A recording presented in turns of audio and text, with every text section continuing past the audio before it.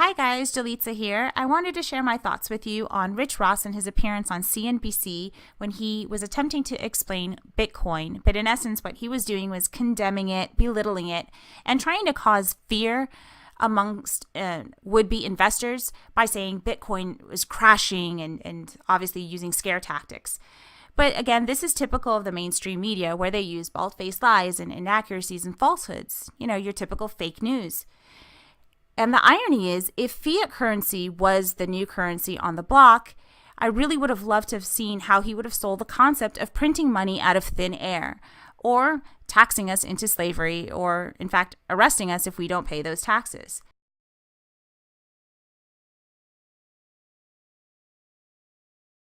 So this leads me to my point that this is a battle for the minds of the masses.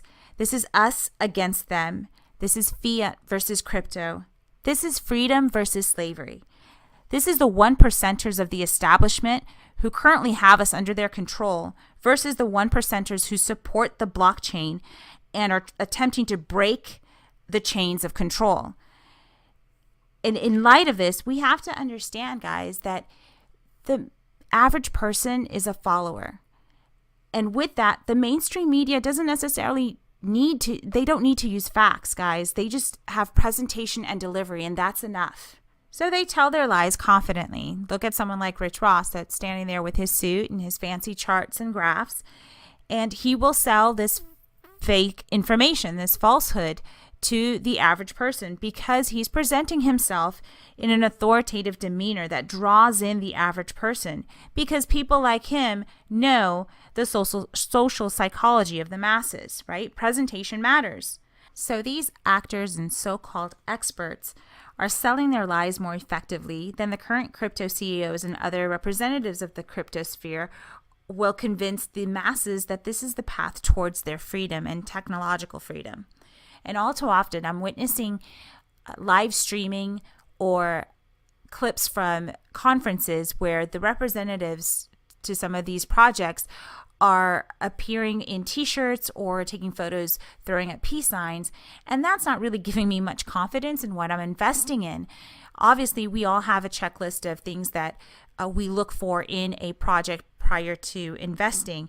And one of the things that I also consider is the demeanor of their representatives. And for the 1% of time that you're showing us who you are, you should be portraying yourself in a much more professional light. I mean, there's no excuse for being in t-shirts and not wearing a tie. I don't believe anyone is allergic to ties, right? So I'm not trying to create FUD. I'm not trying to say that this is a fashion show, right? But what's the average person going to think whenever they have the mainstream media telling them that cryptocurrency is fluff, and you're only feeding into that by presenting yourself as a bunch of frat boys sitting at a kitchen table? That's not going to work. You know, you have people who are investing their hard-earned money into your projects, and we expect a certain level of professionalism and effort that's being put forth to show us that you're not just taking the project seriously, but our investment and our faith in you seriously. And especially for the average person who's trying to learn more about cryptocurrency, you want to put on a better effort, something more comparable to what the mainstream is doing in trying to dissuade them from even entering this market.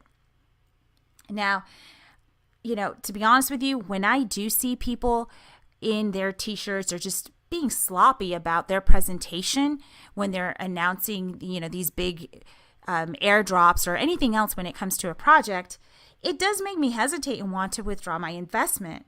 Because, you know, this isn't what I invested in. I can see a very sophisticated website design, a wonderful project, a tech, a plan. But then if I'm seeing a bunch of unprofessional, what looks like a bunch of kids just having fun at a conference with my hard-earned money, that's really going to make me feel hesitant towards that project and my continued support of that project. So, you know, again, it all comes to presentation. That's the one thing that we should be emphasizing for the little bit of time that these representatives are showing their face, whether it is through live video streaming or at different conferences. And in fact, you have to remember, it's not only being shown to us, your investors, right? But the average person is also going to have access to these clips and these live streams. So if we want to encourage that new money to come into the market, then we have to conduct ourselves in a more professional manner. And in fact, everyone who is involved in a project right now needs to consider their investors at the same level as the typical, NASDAQ market. Whenever a corporation is presenting themselves to the board, they're not doing that in t-shirts, right? So you need to treat us in that same manner. You need to present yourself as if you're coming before your board of investors, right? And you need to have that level of commitment to the project, but also a little level of respect to the people who are investing in your project. So guys, that's just my 2 cents. Hopefully, those who do take it seriously, and I've seen, the good and the bad, and I definitely want to praise those people involved in projects that do take the time to make us all feel confident and make us feel like you are taking things seriously and you're exhibiting a level of professionalism that is required whenever you have billions of dollars at your disposal from investors. But I also want to encourage those of you who are involved in projects that perhaps these representatives are not doing what they should. Let them know, because it reflects on all of us. So thanks again for listening, guys.